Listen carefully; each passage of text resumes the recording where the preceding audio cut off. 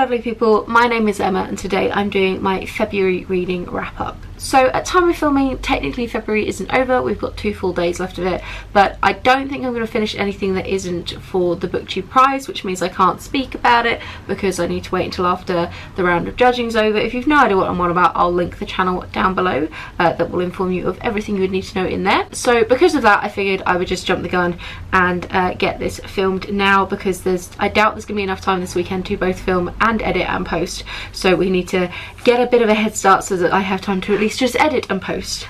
I've also realised that I'm wearing the exact same jumper that I was wearing in my January wrap up. This apparently is my new wrap up jumper, so what weird coincidences. So this wrap up is also going to include my wrap up for the Polar-a-thon readathon that I took part in at the beginning of the month. I haven't had a chance to do a separate video, so I'm just rolling everything together. So I'm going to start with the 5 books that I read for that, and I'm going to go in order of least favourite to most favourite. One of the books that I read in Polar-a-thon was At the Mountains of Madness by H.P. Lovecraft. H.P. Lovecraft is one of the OG writers when it comes to horror, one of the very classic writers out there, famous for mainly short stories. This is one of his novellas, and I just really didn't get along with this, which is a massive shame because he has a huge back catalogue and I was kind of hoping I'd like him and want to read more.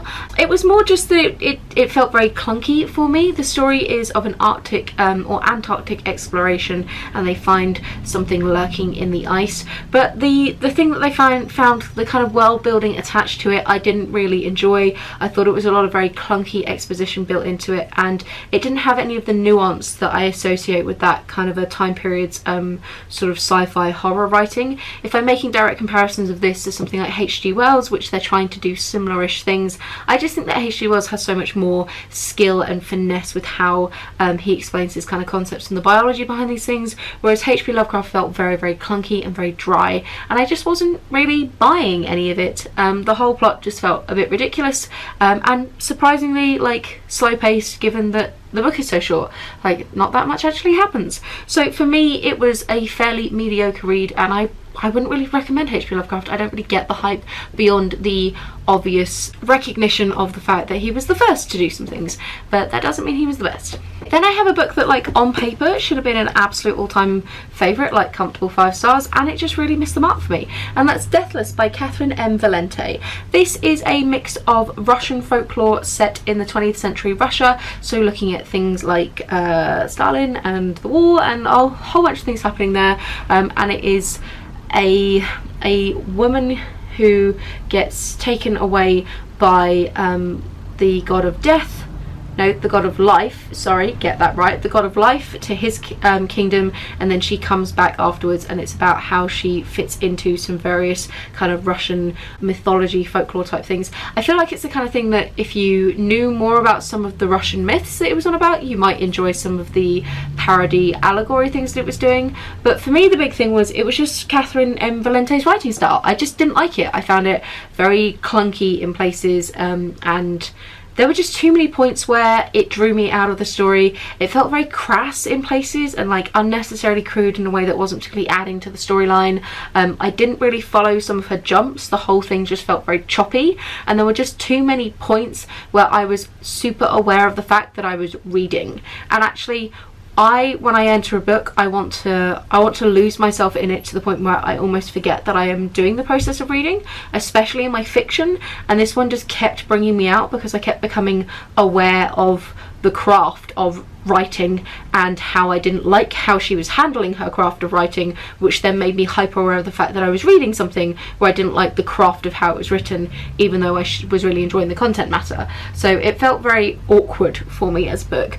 This is something I've actually heard about Catherine M. Valente's writing before. I believe it's Mara from Books Like Woe who's tried a few of her books and really struggled with them before, and this seems to be kind of you either get on really well with her writing style or you really actively dislike it, and therefore it kind of spoils a lot of her books for the person. And for me, I am very much on the side of not getting on with her writing style, so I probably won't read any more from Catherine M. Valente, which is a shame because she has some really cool ideas, but they're just clearly not for me. Then I read The Reader on the 627 by Jean-Paul Didierlaurent, which was translated by Dun, dun, dun, dun, dun. Ross Schwartz from the original French. This is a French bestseller and really is more of a novella than an actual full novel because the size of the font and the spacing was huge in this. It tells the tale of a gentleman who works in a book pulping factory that helps to recycle books, and it is about his journeys on his train, like his daily commute. What he does is he rescues the odd pages from the books and then reads them out to people on the train, and they're very disjointed. Through this he discovers someone's diary that has managed to get mixed up in it but has been saved from it, and then reading sections of this woman's diary he ends up falling in love with her and trying to find her. This was simply okay as a book. It was one that I feel like has been missold by the publishers because even though it's billed as a romance and this story between these two people, actually she only enters the picture in the form of her diary about 2/3 of the way through, and then we only very briefly meet her at the end when he tracks her down, so it feels very disjointed and slightly pointless in that respect. I think this book would have been a lot stronger to cut that out and leave it more of a discussion of what's important in life and become one of those sort of quiet little stories that is talking about kind of humans and how cute and quirky we are, rather than doing what it was trying to do, which is become a bit more of a romance. It felt like it had like a similar vibe to Before the Coffee Gets Cold, which I read last month and really enjoyed, but it just felt like it never quite made the steps that Before the Coffee Gets Cold made to make it such a good read that it was. So it was simply okay. Like it was perfectly lovely, perfectly pleasant, very quick to read, but I give it a month and I'll have forgotten this. Don't worry, things are looking on the up. So the book that I buddy read with Amy, and I'll link her channel down below, was Jo Nesbo's Macbeth, which is also translated by Don Bartlett from the original Norwegian.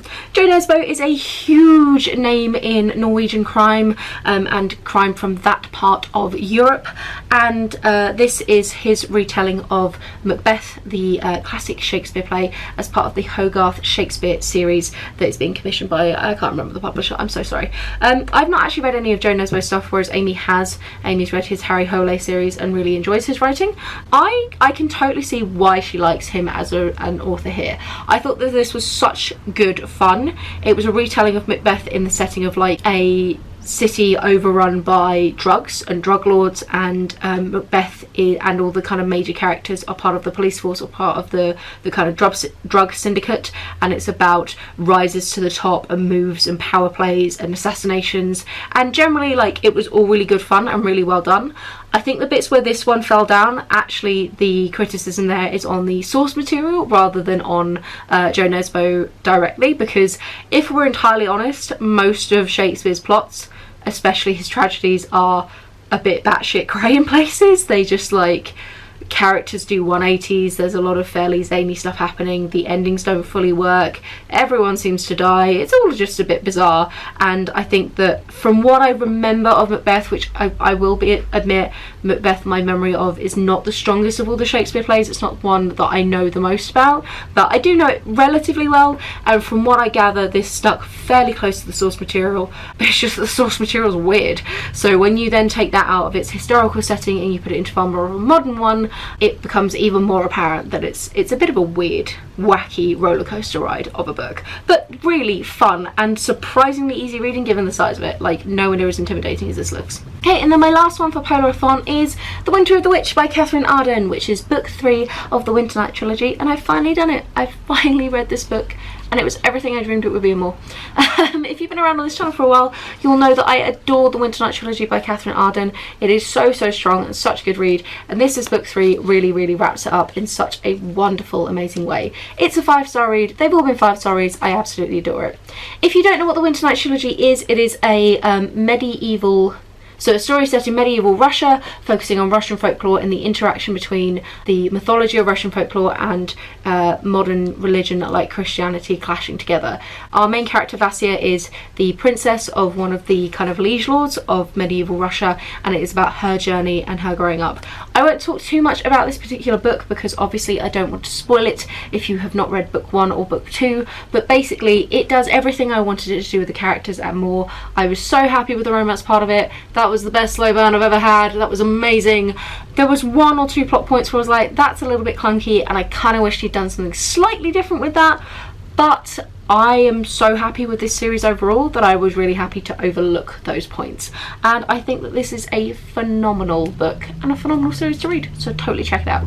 Okay, so that was Polarathon, which I did, sorry I haven't shown you the map, but I did manage to make it all the way up. I did some little wiggling to make it work, but it's all fine. Now we're just going in order of like when I read them in the month, rather than any particular preference of book or anything like that. So the first one is my buddy read from Olive, and that is The Dinosaur Artist by Paige Williams. This is the story of a gentleman called Eric who was involved in the smuggling of a particular dinosaur skeleton called the Tibetar, which is kind of a distant relative of the T-Rex, out of Mongolia, and then its sale on kind of the black market, but not really. It falls under the very new subgenre forming within true crime, which is kind of this natural history crime, or natural history kind of heist crime, of which books things like The Feather Thief and other things like that fall into that category. And it's normally somebody who is very knowledgeable about their area who goes and does something illegal to get a hold of something very valuable to either sell it or for its own ends.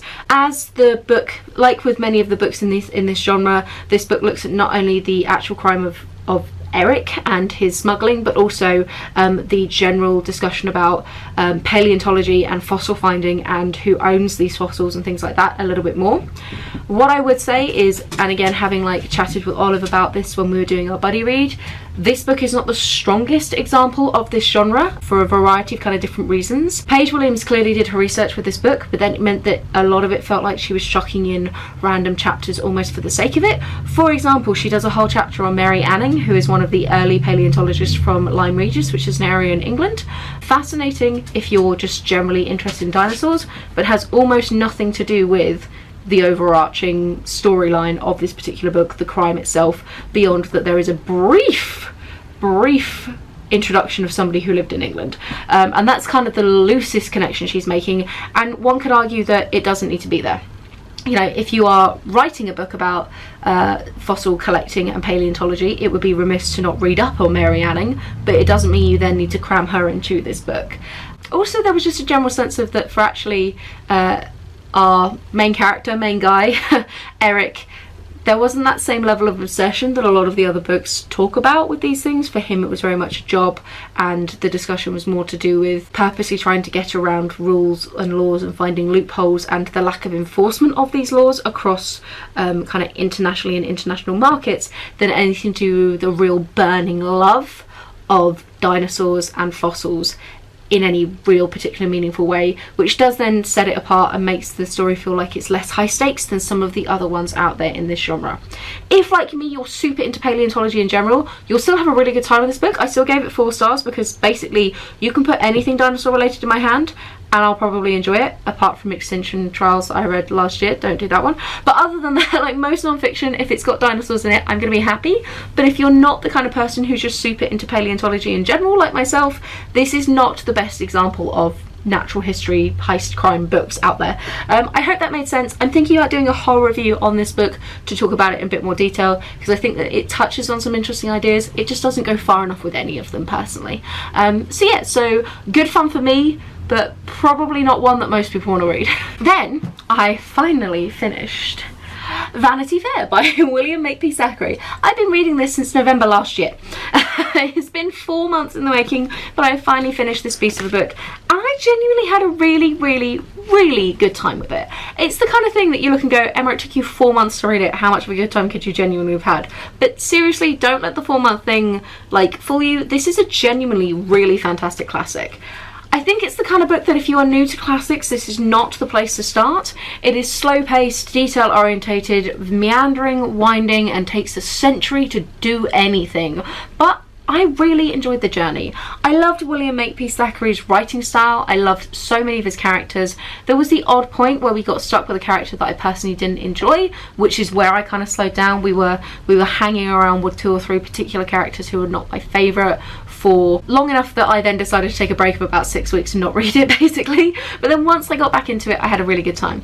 The general plot of this, although emphasis on meandering plot, so it steers well and truly off this particular beaten track as we're going, but the vague plot to this book is that there are 2 main characters. We have Becky Sharp, who is sly, cunning, comes from a much lower position and is worming her way up through basically manipulating men or people in general around her. She's beautiful, she's charming, and she can get you to do pretty much anything that she wants.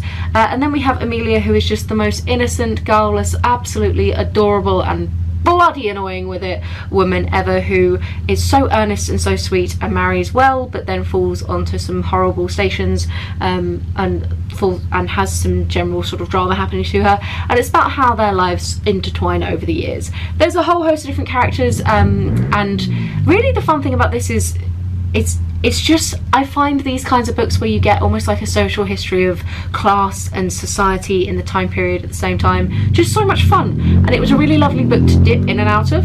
Sorry about the motorbikes. It was a really lovely book to dip in and out of when I was feeling in the mood for that very like quaint, gentle kind of writing, and I just had a good time with it. There's nothing really more to say than that, but it's hugely intimidating and so slow paced that I think if you are new to classics and not familiar with the very kind of older writing style, you would find this one a struggle. And I also recommend, I watched the movie before starting reading this, and that really helped me keep that vague overarching plot in my head when we went off on random side quests with random characters. Side quests? Can you tell I've been playing a lot of World of Warcraft recently? Side quests? That's not how you describe books.